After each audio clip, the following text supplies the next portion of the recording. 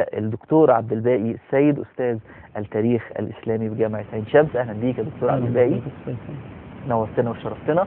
خلوني كمان أرحب بضيفي الأستاذ طارق الأشرم، بطل الكونغ فو السابق في منتخب مصر، وأيضا الصحفي الرياضي، وكلام كتير عن الرياضة النهاردة وعن النشاط كمان والحيوية في شهر رمضان. أهلا بيك يا أستاذ طارق، شرفتنا ونورتنا.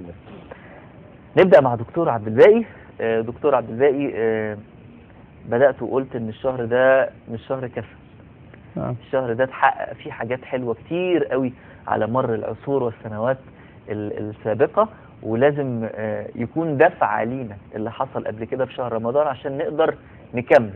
وإن كان المجال ممكن يبقى مختلف، لكنه في النهاية انتصار لبلدنا، انتصار لأمتنا، انتصار كمان على نفسنا الضعيفة بان احنا نقويها ازاي في هذا الشهر. حقيقي.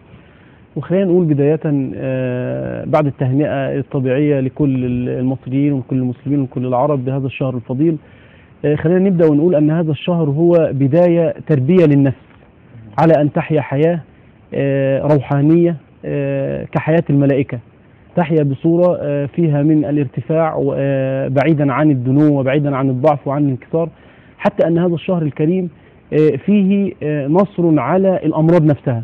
يعني خليني أبدأ دائما قبل ما أبدأ بالانتصارات وكذا، أبدأ أن بعض الناس ممن يصيبهم المرض في هذا الشهر الكريم، يمكن في حديث الرسول صلى الله عليه وسلم اللي بروايات متعددة، صوموا تصحوا، ورد أن بعض المرضى تحقق كتير جدا. كان في مريض مصري وده كان أصيب ببعض الدهون على قلبه، كان في السبعينيات، اتعمل له بعض التحاليل وبعض الفحوصات وقالوا دي بتتم في ألمانيا.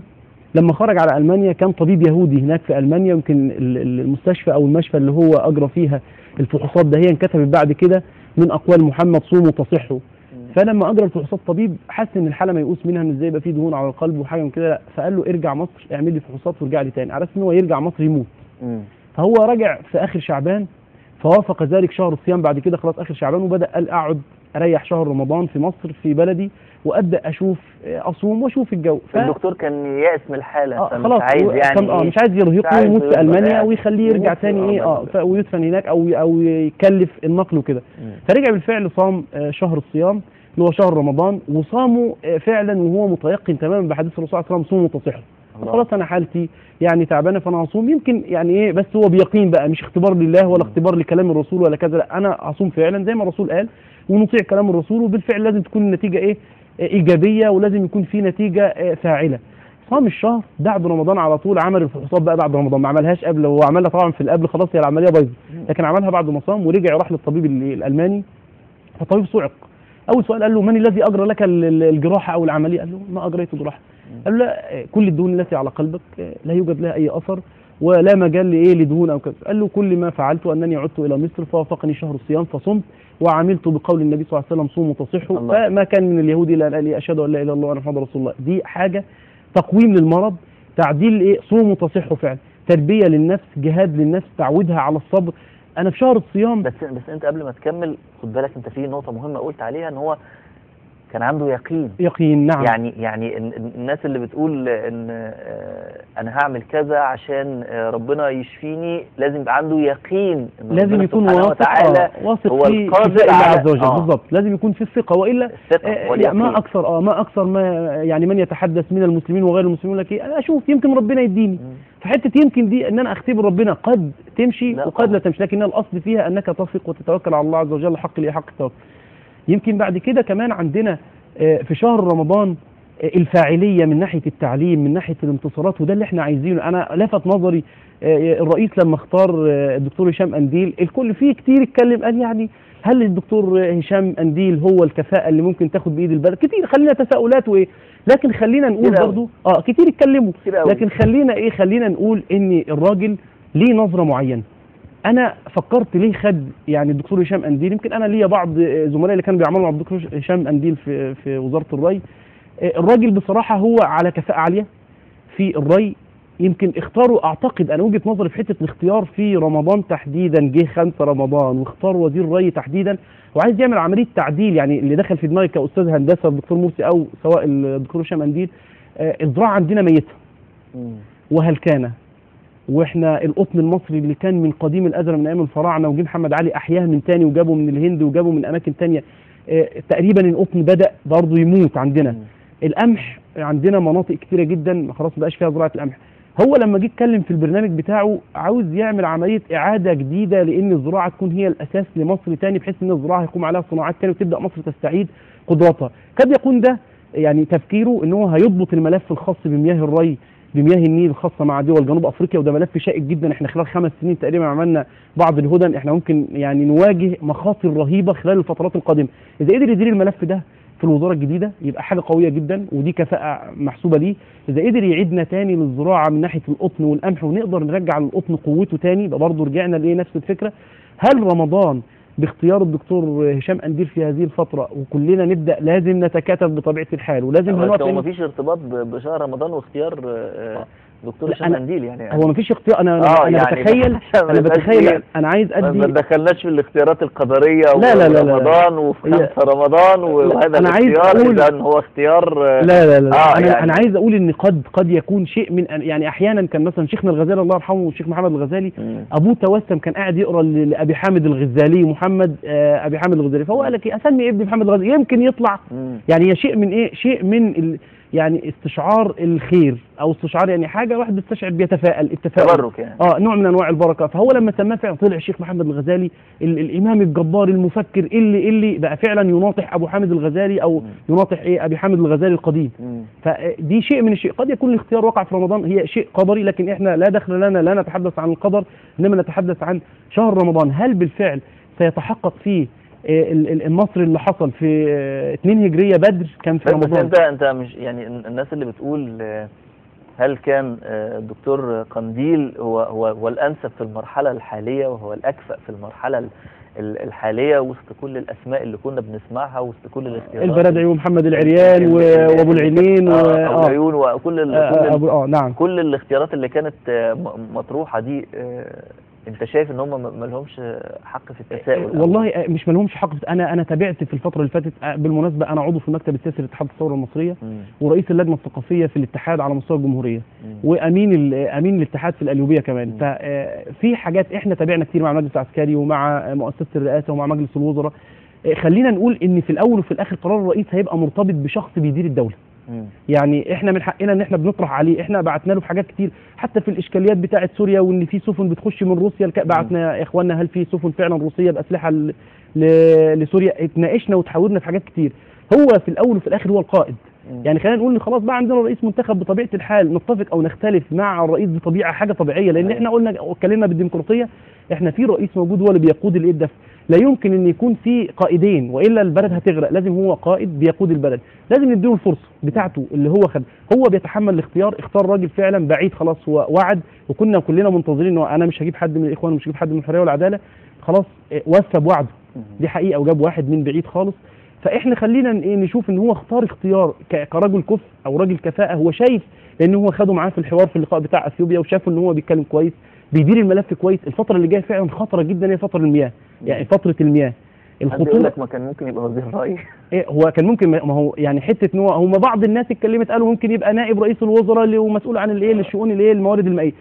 قد يكون هو شاف فيه ان هو قدم له برنامج خاص من ناحيه الزراعه، وده اللي انا يعني بتكهن بيه من خلال يعني انت يعني بتقدم التفاؤل. نعم بتقدم التفاؤل وبتنتظر النتائج. منتظر يعني خصوصا ان احنا زي ما قلت انا شايف ان انا قلت ان رمضان دايما احنا كنا بنبص رمضان فتره التعب وفتره الجهد، لا رمضان على فكره على مدار التاريخ حقق لينا كان كل قرارات بتحصل في رمضان كانت نتيجتها دايما بتبقى نتيجه ايجابيه. في بدر خرجنا كنا عدد قليل جدا، وبدر كانت يوم 17 رمضان و2 هجريه والعدد كان 300 او 314 واحد قدام 1000 او 1000 وشويه من المشركين، ومع ذلك الكفه الطبيعيه لا مش هيكسبوا ابدا. لكن بالفعل حصل فيه نصر للمسلمين وبل بالعكس حصل فيه فاعليه تانية بعد المعركه اللي هي حته تحقيق التعليم والجهد والكفاح، ان واحد من المشركين بيعلم 10 من ابناء المسلمين القراءه والكتابه، بقى فيه فاعليه وفي الدفه تم اديرت لصالح الدوله الناشئه وقتها اللي كانت لسه دوله بتنمو. احنا هنعتبر ان احنا لسه بننمو دلوقتي. في 73 نفس النظام 10 يمكن خلاص خلال ايام بسيطه اهيت 10 رمضان، وبرضه حصل حصل النصر على على الجيش الاسرائيلي بفتره برضو كنا بنبص فيها ان احنا سلاحنا تحت سيطره روسيا، احنا ما عندناش القوه الكافيه ان احنا نقدر ندير الايه الدفع، ولكن برضو حصل بالايه بالبركه. يمكن في حته بسيطه قوي كان الشيخ عبد الحليم محمود لما راى الرسول عليه السلام في المنام وراح للسادات اخبره، قال له ايه؟ قال له ابشر بنصر، قال له من عندك ام قال رايت النبي صلى الله عليه وسلم في المنام وايه يعبر القناه ومن خلفه الصحابه. كانت لافته برضو يعني فيها شيء من الايه من النصر، فيها من الايجابيه. فوقتها كبر، اتخذوا شعار التكبير اللي هو بقى هو الايه الاساس، الله اكبر، هو الاساس في الايه في المعركه. فيعني انا متفائل، وانا يعني ايه خلينا نقول ندي للراجل فرصه بالفعل. لازم ندي زي ما ادينا للي قبله فرص، لازم نديله فرصه ونشوف الدنيا هتمشي لحد فين ونتوسم الخير. نتوسم خير.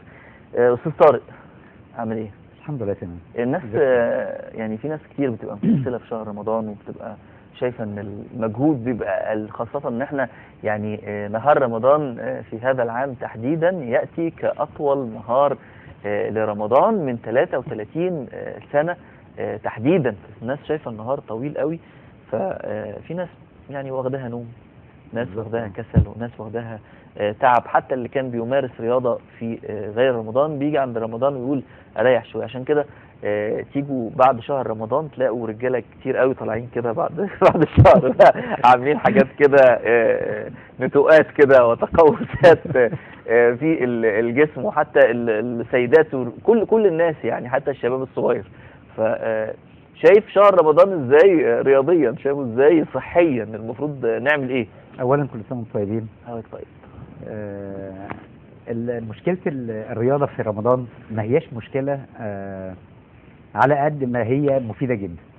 احنا النهارده بنبص زي ما حضرتك بتقول ان ساعات رمضان او ساعات الصيام في رمضان طويله جدا، وخصوصا هذا العام ارتفاع درجه الحراره وارتفاع درجه الرطوبه عاليه جدا. لا بس انا عايز بعد ارتفاع درجه الحراره نكتب كلمه جدا جدا. ما انا بقول ارتفاع درجه الحراره جدا جدا جدا الرطوبه جدا جدا جدا. فده بيدي شيء من الكسل عند بعض الناس اللي هم مش ملتزمين بالناحيه الرياضيه. انا المفروض ان انا بستغل شهر رمضان علشان اظبط فيه جسمي، ده اذا كنت انا رياضي. واذا ما كنتش انا رياضي برضه بستغل شهر رمضان على ان المفروض ان انا بحصل على وجبتين 2 خلال اليوم. ولكن بعد الوجبتين دول اذا كنت انا هبص للحلويات وما ادراك من الحلويات والسكريات والدهون اللي بتبقى فيها جميله. دي اللي بتعمل جميله قوي. مش باين عليك، لكن دي هي اللي تعمل اللي حضرتك. لا انا فاهم واخد بال حضرتك. النقطه المهمه ان الناس بتستصعب الرياضه في خلال ساعات الصيام. بتحسبها ازاي؟ ان عدد ساعات الصيام فتره طويله ومش هيقدر، وخصوصا الساعات الاخيره من النهار. مع ان على العكس تماما، انا لما اجي الساعه 5 يعني قبل الاذان بحوالي ساعتين وابدا اتمشى، لو انا في خطه برنامج رياضي في دماغي ببدا انفذه. من الساعه 5 لو في برنامج في دماغي ببدا امشي من كيلو ل 3 كيلو مشي، اللي هي الخطوه المعتاده، اللي هي الخطوه العاديه خالص اللي ممكن اي حد يمشيها. 3 كيلو دي هتاخد وقت قد ايه يعني؟ مثلا ساعه مثلا؟ لا هي ما بتاخدش اكتر من 40 دقيقه كده. بتاخد حوالي 40 دقيقه بالظبط. ده بالنسبه للانسان العادي اللي هو مش ممارس رياضه او مش محترف رياضيا. وبعد كده بيرجع البيت بيعمل شويه تمرينات سويديه، برضه حاجات خفيفه قوي. مش هنقول اللي يدخل جيم علشان التخسيس او علشان يقوي عضلات او كده. ولكن لا، بعد العوده من المشوار اللي هو مشيه ممكن يعمل تمرينات خفيفه جدا. ازاي؟ انا بشغال في كتاب اليومين دول على ان يعني انا العادي بدون قطع كلام حضرتك، يعني انا دايما كنت اسمع المدربين الرياضه او المدربين في اي مكان يقولوا ان العضلات بتبدا تستفيد لما البطن ما بيبقاش فيها اكل كتير، فبتبدا كل التمارين تروح للعضله نفسها، مش للشحوم اللي موجوده، مش للدهون اللي موجوده. فعشان كده يقولوا اللي عايز حتى يلعب رياضه بعد ما ياكل مثلا بساعتين على الاقل عشان يقدر يأدي والعضلات تبدا تستفيد. بالظبط كده حضرتك. فجميل، ده بيبقى في الصيام جميل كمان. ايوه، المفروض ان انا بستغل فرصه الصيام دي وابدا امارس فيها الرياضه. اذا كنا هنتكلم على الرياضه الخفيفه ففي انت قلنا ممكن نمشي من كيلو 3 كيلو، وبعد كده في بعض التمرينات الخفيفه اللي ممكن الواحد يعملها في البيت. حتى وان كان مفيش اجهزه رياضيه. في متر في متر. بالظبط حضرتك، في متر في متر. انا ممكن استغل ترابيزه صغيره زي كده في التمرينات الرياضيه، ممكن استغل الكرسي اللي انا قاعد عليه في التمرينات الرياضيه، ممكن استغل الشباك الاوضه اللي انا قاعد فيها في تمرينات رياضيه. وليكن ما بلاش الشباك ده. ايوه انت ليك وقع ماشي. لا بلاش الشباك، الواحد صايم يعني الواحد صايم ويعني توازنه مش قوي قوي يعني مش يعني مبقاش متزن قوي في الشباك في النهار في رمضان في الحر مع الدوخه. ده انت خايف ما بعد الشباك. حسب الدور. ساكن في العالي. ساكن في العالي. فخلينا بس في الترابيزه نقدر عليها وفي الكرسي نقدر عليه، والارض هتروح فين في الارض. والحيطه كمان ممكن انا استغلها في تمرينات للتقويه لعضلات الذراعين وعضلات الكتف الاماميه وعضلات الظهر العليا. كل ده تمرين انا بعمله بمنتهى البساطه، بمجرد ما انا اقف بيني وبين الحيطه ما لا يقل عن 60 سم، وابدا افرد ايدي على الحيطه وادخل فيها بصدري، نفس التمرين اللي انا بعمله وانا راقد على الارض. بالظبط حضرتك، ايوه. الضغط، اسلوب الضغط اللي انا بلعبه وانا نايم هو نفس التمرين اللي انا بعمله وانا واقف. لكن في حاله ان انا بعمله وانا واقف بشتغل على مجموعه العضلات الخفيفه دي. طيب امال احساس الكسل اللي بيبقى عندنا ده بيبقى سببه ايه؟ يعني بيبقى عدم ممارسه مثلا؟ بالظبط. يعني بيحتاج ان احنا اول مره ممكن هنتعب شويه، تاني مره ممكن التعب هيقل، بعد كده هنحس ان الحياه عادي بقى كويس. ندخل في الجو. بالظبط. المفروض ان انا لو انا مانيش ممارس رياضه ما اجيش النهارده اقول يعني علشان برضو الناس ما تاخدش كلامي ان انا قلت يمشي من كيلو ل3 كيلو. لا، انا ممكن امشي من 100 متر ل 400 متر كبدايه وارجع البيت برضو اعمل مجموعه التمرينات الخفيفه دي. لو في كرسي صغير واطي كده، وحلو ان هو يبقى قبل الفطار على طول، هو لازم يكون قبل الفطار بالظبط، ما يلحقش يعطش، ما يلحقش كده. حتى احنا عندنا عرف دايما في مصر هنا حاجه اسمها الدورات الرمضانيه. تلاقوا الدورات الرمضانيه قبل الفطار على طول، اللي هو يعني عشان الناس تخلص وتروح خلاص، اللي هياخد شاور ويبدا يفطر، ما يلحقش يعطش بقى وما يلحقش. بالظبط. هو في حاجه بمناسبه العطش، احنا كنا بنتعلم دايما، او كانوا دايما المدربين زمان بيقولوا لنا ان ما ينفعش تشرب ميه اثناء التمرين. صحيح. للاسف المعلومه دي اتغيرت في خلال العامين الاخيرين. المفروض ان انا وانا بتمرن الجسم بيعرق، فبيفقد نسبه الاملاح اللي موجوده في الجسم. بس انا مش باخد ميه، باخد فيه عصير معين او حاجه، انما الميه عشان البطن اللي بتعمل. هو العصير المطلوب، ولكن الميه علشان المواد الغذائيه اللي موجوده في الميه بتعوض نسبه الاملاح اللي بيفقدها الجسم اثناء التمرين. فاكتشفوا ان شرب الميه اثناء التمرين مفيد جدا وما بيعملش كرش ولا حاجه، لان تلقائيا انا بتمرن فبحرق نسبه الدهون اللي موجوده عندي في الجسم. طب ونعملها ازاي قبل الفطار دي بقى؟ دي قبل الفطار. دي قبل الفطار. هي دي المشكله. المريض بس اللي يعملها. هي دي المشكله بالنسبه للميه. لا، ده انا بقى بتكلم على معلومه علشان ايه ما نفضلش نتعلم غلط. يعني المعلومه احنا بقول لحضرتك احنا اتعلمناها سنين طويله ان شرب الماء اثناء التمرين غلط، واكتشفوا بعد كده ان شرب الماء اثناء التمرين مهم ومهم جدا كمان. ولكن ده مش معناه ان وانا صايم اقول انا ما ينفعش ابذل مجهود علشان ما اعطش وابدا افقد من جسمي نسبه من الحديد اللي موجوده ونسبه من الاملاح اللي موجوده. فلو عطشت زياده عن اللزوم الكلى هتنشف، فهيجي لي مشاكل في الكلى.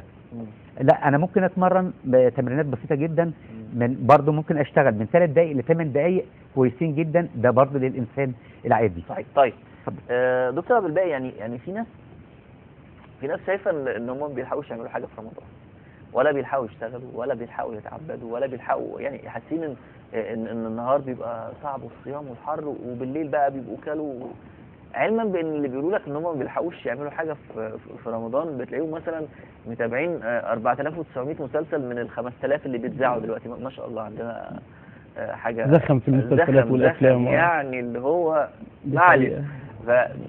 متابعين مسلسلات كتير جدا، قاعدين برامج كتير جدا، بيتكلموا طول الوقت. الذاكره نشطه دايما في التفاهات، ومش نشطه في الحاجات اللي هي اللي هي المفروض ايجابيات اللي لازم يكون فيها انتاج. يعني مثلا لو نيجي نفكر اني عندي احصائيه معينه خاصه الانتاج مثلا بتاع مصر في فتره مثلا من سنتين ثلاثه والسنه يقول لك لا احنا مالناش في الحاجات دي.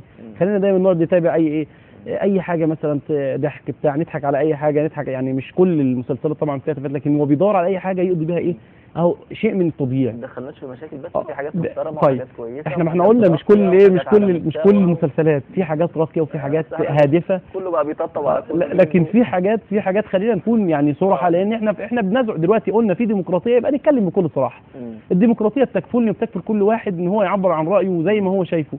انا شايف ان في حاجات معينه ملهاش غير هادفه وناس قاعده عماله تضحك عليها وخلاص على الفاضي وعلى المليان. يعني لو احنا عملنا زي كان عندنا طلبه، يمكن كان في طلبه بيجوا لنا وافدين بيجوا لنا الجامعه من الصين ومن فرنسا ومن غيره بيدرسوا، فهم دايما لو قعدوا ربع ساعه مثلا بريك قاعدين على الكافيتيريا بريك ماسكين جورنال معين مثلا، هم جايين يتعلموا لغه عربيه، جايين من اوزبكستان اذربيجان الصين غيره، فعنده ايجابيه عنده حيويه. حتى ربع ساعه لو قاعدها قاعد، والله احيانا كنا بندي مواعيد، فهو مثلا الباص مثلا يطلع او هيركب مترو بتاعه قلنا هنتقابل مثلا 3:30، هو جه 3:15 مثلا، يقعد من 3:15 ل 3:30 في شغل وفي فعاليه، قاعد عمال يقرا الجورنال زي بره بيبقى راكب المترو، بيبقى راكب الاتوبيس، بيبقى راكب اي حاجه، تلاقي كل واحد بيستفيد من كل حاجه بالظبط، ماسك كتابه وعمال يقرا فيه لحظه باللحظه. وبعدين هو عمل كده عايز يحافظ على فكره هناك، وعايز يعلمني انا حاجه كمان في نفس الوقت ويستفيد. هو جاي لقيته بيعلمني على مجموعه كلمات، يعني هو قاعد بيعلم عشان مثلا اعلم على 5 أو 6 7 كلمات، قول لي بقى الكلمات دي معناها ايه، ودي انا افتكر ان في كلمه من ضمن الكلمات اللي هو عيد، جمع عيد، فكان بيضحك فضحكنا بقول له جمع عيد ايه، قال لي عيود. فيعني هو كان لسه طبعا جاي من اذربيجان، فده كان اسمه اسماعيل، فهو يعني قلت له لا عيد اعياد، فبدا يعني هو استغلال للايه والاستفاده. ده اللي احنا عايزينه. عمر شهر الصيام حتى لو احنا وظفناه كويس جدا، يعني خلينا حتى في الفطار، يعني انا دايما عندي الاكلات التمره في حاجات معينه بتنشط وبتدي دفع. احنا لو رتبنا نفسنا على المعلومات دي هنعيش كويس جدا. التمره مثلا لو جينا نبص لها عشان نحيا ويبقى فيه طاقه وفيه انتاج، ممكن بعد ما افطر على طول الواحد اكل وخلاص بقى الجسم تقل ويقعد بقى. لا، لو فطرنا زي ما الرسول صلى الله عليه وسلم قال لنا، حتى التمره، انا كنت قاعد مع استاذ كان خبير في كيميائي وخبير في تحليل بعض المواد، فقال التمره الحاجه الوحيده البلحه اللي بعد ما تاكلها ب20 ثانيه بالظبط ترجع تضخ الدم في العين وفي الجسد لدرجه انت ترجع تستعيد كل قدرتك تاني. ليه احنا ما نقعدش نفكر في الحاجات دي؟ احنا قاعدين عمالين نفكر بس في حاجات ثانيه. حتى لو جينا نقول طب خد تمره، لا خلينا عايز اشرب ميه، هي الميه مش وحشه. افضل الناس تفطر على تمر مثلا وتصلي، وبعد ما تصلي بالظبط ترجع تفطر تاني عشان على الاقل يبقى فيه وحتى في حتى ثانيه في يعني تمر المدينه وبلح المدينه مش هو زي اللي موجود عندنا. بلح المدينه كان الرسول صلى الله عليه وسلم بيفطر مثلا على 3 أو 5 أو 7 وخلاص، هو ده فطار الرسول. وبعد كده يشرب الميه، فكان بيديله الغذاء الكافي. الاكلات البسيطه اللي كان بياخدها، لو كان مثلا ذبح مثلا شال معزه او خروف او كذا، ياخد حته بسيطه جدا من الذراع اللي هو الامامي. هي دي الاكلات بسيطه، مش اكله بقى خلاص اكلات عمالين ناكل في اخر زادنا وعمالين وبعدين في الاخر نيجي بالليل مش قادر انزل الشغل. مش يعني انا النهارده مثلا يمكن تقريبا من فتره اول حلقه ليا بعد الفطار، انا يا دوب فطرت ونزلت على طول. دي اول حاجه. احنا محتاجين الكفاءات ديت. يعني كل الافكار دي نوظفها عشان الانسان يكون ايجابي، سواء في نهار رمضان عمره ما كان بيجي يحث على الكسل، بالعكس ده في نشاط وفي عندك حتى يعني متأدي تقعد تعيش مع كتاب ربنا، تقعد تعيش مع الذكر، تعيش مع التهليل، هتلاقي نفسك في ايجابيه في انتاج. الموظف اللي اتعود ان هو في نهار رمضان قاعد خلاص انا بقعد من 9 مثلا ل1 او كذا وبيقعد يحسبها ان هي عدد ساعات، لا ما تشتغل ويعرف ان عمر رمضان ما بيعودك على الكسل، بالعكس. طيب يعني هسأل السؤال ده للاستاذ طارق ولحضرتك برضو، الناس اللي بتخلط الامور ببعضها، يعني مثلا يبقى احنا عارفين ان رمضان ده هو شهر العباده، ورمضان ده لازم يعني نحصل فيه، عارف اللي هو حاجه حلوه قوي عايزين ناخد منها اكبر قدر ممكن، بس في ناس بتخلط الامور ببعضها. تبص مثلا تلاقي موظف في مكان عمله بدل ما يشتغل مثلا ماسك المصحف مثلا وبيقرا في الوقت اللي هو المفروض يقيم فيه مثلا ليل ولا حاجه، تلاقيه نايم يعني حاجات، تلاقي الدنيا داخله في بعضها. يعني زي ما لازم عباده، زي ما لازم عمل، سلوكياتنا والعمل عباده كمان. سلوكياتنا المفروض تبقى عامله ازاي؟ ان الواحد يبقى صايم وبيتعبد وفي نفس الوقت تلاقيه على اقل حاجه اتخانق مع الراجل سايق العربيه اللي جنبه على اقل حاجه بسيطه. يعني الدنيا اللي داخله في بعضها دي ازاي ندي لكل حاجه حقها ونعرف ان الشهر ده زي ما لازم يبقى فيه عبادات كتير قوي، لازم تعاملنا مع بعض يبقى افضل، لازم نرقي او نرتقي بتعاملنا مع بعض سواء كأسرة او كمحيط عمل، ازاي نشتغل في مكاننا كويس قوي، ازاي نستفيد منه بقدر الامكان في كل حاجة. كانت امي بتقول لي الواحد يعرف ازاي هو ماشي صح ولا غلط في اليوم، ان هو يجي اخر اليوم ويحسب هو انجز ايه، عمل ايه، عملت 1 2 3 4 5 6. لو كان مقضيها كده سايبها مش عارف يحسب سداح كده مداح، هيجي مش هيلاقي حاجه مفيده بيكتبها في اخر اليوم. فازاي نستفيد في كل المجالات مع بعض من غير ما نخلط الامر؟ وهسال برضو الدكتور نفس السؤال. احنا اتعودنا عن طريق الافلام القديمه ان الموظف بطبيعته كسول، او الموظف البسيط يعني كسول، اللي هو كان بيروح باللابس الطربوش وحاطط القلم في ودنه وبيروح يقعد على المكتب اللي هم كانوا بيقولوا عليهم موظفين الارشيف. للاسف لحد النهارده احنا بنتعامل مع الموظف على انه موظف ارشيف، في حين ان في موظفين كتير جدا في مجالات مختلفه جدا. انا بروح شغلي الصبح او بروح مكتبي، المفروض ان انا ببقى عامل جدول من قبليها بيوم بالليل، انا رايح الصبح عندي شغل ايه 1 2 3 4، بروح اعمل شغلي لحد صلاه الظهر. لو انا ما انجزتش شغلي اللي انا مرتبه من امبارح بالليل، ما ينفعش يجي لي مواطن يسالني على طلبه، هل الطلب ده خلص او ما خلصش، او حد جاي يقدم لي مظلمه او شكوى يسالني فيها اذا كانت خلصت او ما خلصتش، وانا اشغل نفسي بحاجه ثانيه غير الشغل، لمجرد ان انا بضيع وقت واتكلم مع زميلي في موضوع او في مشكله، وبنقل على موظف تاني زميلي اللي تاني بتكلم معاه في مشكله تانيه، وبكده اليوم يضيع وانا في النهايه موظف وبقبض مرتب وخلاص. طيب المرتب دون هل ربنا مش هيحاسبني عليه؟ انا خدت المرتب دون زي ما ربنا هيحاسبني، شبابي فيما افنيته، صحتي فيما افنيتها، كل الحاجات دي ان ربنا هيحاسبني عليها. الصلاه ما اديتهاش ليه؟ الصوم ما اديتوش ليه؟ كل دي حاجه ليها ما اشتغلتش كويس، ما اشتغلتش مع الناس كويس، ما اشتغلتش ليه؟ ما حسنتش من نفسي ومن مستوايا ومن ادائي بالظبط. انا ما ينفعش اشوف موظف نايم على مكتبه واقول طب ما زميلي نايم، انا هعمل ايه؟ ما انا جاي هو خلينا نتنافس في الخير بدل ما نتنافس يعني نشوف النشيط الفاعل عنده فاعليه بدل ما نلاقي ده نايم. خلينا اعلم زميلي كسول العمل لما هو يشوفني شغال هو يشتغل. يعني احنا برضو بكرر على النقطه دي عشان انا شايفها نفس السؤال حاجه حيويه مهمه جدا، ان انا لازم يعني اذا كنت انا نص في غير رمضان لازم ابقى يعني 100% في رمضان في كل حاجه بقى. هو اللي زيرو خالص ده بقى لو وصلنا معاه ل 50% في رمضان يبقى احنا عملنا انجاز. يعني خليني اقول لك ان قبل ما مادي انا شايف ان المساله دي كلها مردها الفساد اللي احنا شايفينه. امبارح انا كنت في المرور شفت موقف، هقول الموقف وبناء عليه سريعا هعدي الفكره. فكره مفيش توعيه.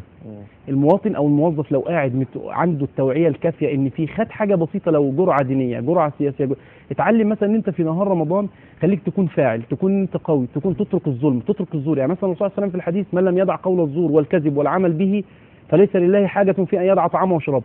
خليني اقول ان انت في المرور وقاعد عمال تلطش من ده وتاخد من ده وما تمضيش على ده. امبارح ضابط محترم جدا، فواحد بقاله 3 ساعات واقف، راجل بيسال بس على ملف 3 ساعات، والتاني عشان عايز 10 من ده و20 من ده، والراجل غلبان وظروفه مش 3 ساعات عم طب اقعد شويه، طب يمين شمال، فراح يشتكي للظابط، فالظابط بينادي الموظف بيقول له ايه؟ ليه يا ابني ده يعني ده كلمه، ريحوا الناس بكلمه، احنا في مرحله ريحوا الناس. انا يعني حسيت فعلا قد ايه الظابط ده غايه في الاحترام وغايه في الادب، ان هو ازاي يعني بيكلم الموظف بطريقه فعلا ريح الراجل، كلمه واحده كنت تقاله يروح يجيب الملف بتاعه. لو الموظف ده عرف ان هو الفلوس اللي بياخدها دي حرام، عرف ان هو اللي بيعمله ده زور وبهتان وباطل، اتوعى بالآلية دي وبعد كده يبدأ يشتغل، خلاص ربنا هيبارك له. لو والله لو ب 150 جنيه هيبارك له فيهم، لو ب 1000 جنيه هيبارك له فيهم. اما لو عرف ان هو لما يجيب على تساؤل، ولو عرف لو رد يعني هيثاب على كده، هيثاب على كده برضه. بيسأل واحد على الشارع فين وبيجاوبوا إجابة صحيحة، يعني ده صدق وبيحصل على. فأنا شايف ان لو اتعمل التلفزيون يهتم والإعلام مثلا بتوعية للموظفين، احنا بندخل في اماكن معينه بتدخلها. يعني لو تروح مثلا تجيب شهاده للجيش مثلا، لو خريجين بيحلف يعني يقول لك انا ادخل الجيش وما اروحش اجيب شهاده. يروح مثلا يدخل يعمل المرور، او بتقول لك انا ابعت اي حد واديله الفلوس اللي هو عايزها بس ما ادخلش اقف في المرور واتمرمط. ليه كل ده؟ ليه؟ سهل جدا يتعمل نظام زي نظام البنوك، سواء في رمضان او في غير رمضان، كل واحد بياخد الكارته بتاعته ويبدا يقف في صف، نظام، ترتيب، نوصل، هو ده اللي احنا عايزينه. يا ريت في رمضان يا ريت ناخد والله. الافكار دي يا ريت ونطبقها وننطلق بها لما بعد رمضان. انا سعيد بوجودك معنا دكتور عبد الباقي لا، السيد، اتفضل. استاذ التاريخ الاسلامي جامعه عين شمس. شرفتنا ونورتنا، ولنا شرف لي. لقاءات ان شاء الله قادمه ربنا يبارك فيك وقت كمان فيها اوسع. الاستاذ طارق الاشرم بطل الكونغ فو السابق، كل الشكر ليك استاذ طارق، ونورتنا وشرفتنا، ونشوفك ان شاء الله. شكرا. وهنطلع فاصل ونرجع من الفاصل بندردش ونتكلم بشويه حاجات، وكمان الاساس فيها وشهر رمضان